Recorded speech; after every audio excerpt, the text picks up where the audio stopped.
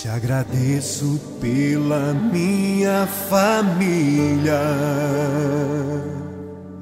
e por tua presença no meu lar. Te agradeço pelo pão de cada dia que o Senhor nunca deixou faltar. Te agradeço pela nossa harmonia. Só em Ti, Senhor, podemos confiar. Já te agradeço pelas Tuas maravilhas e os milagres que ainda há de operar. A minha família é bênção do Senhor. Me ensina a tratar minha família com amor. Edifica minha casa para o Teu louvor. A minha família é um presente do Senhor.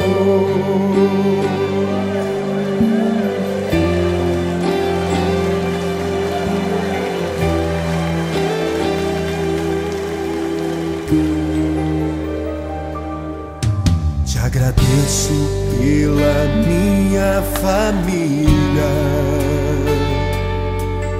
e por Tua presença no meu lar.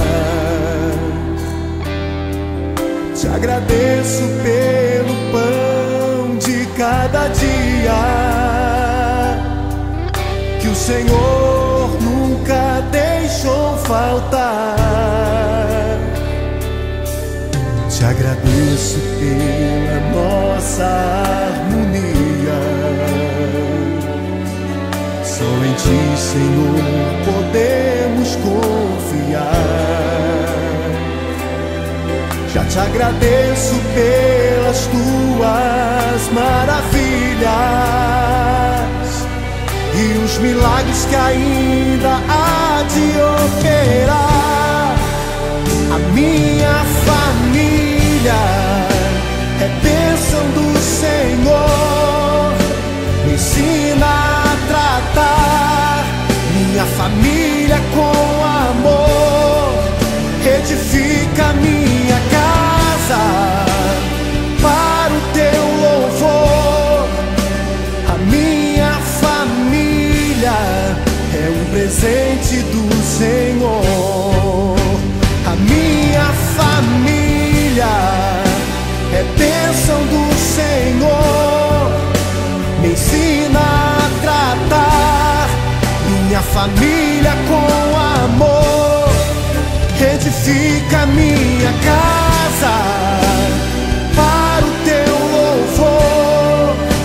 A minha família é um presente do Senhor.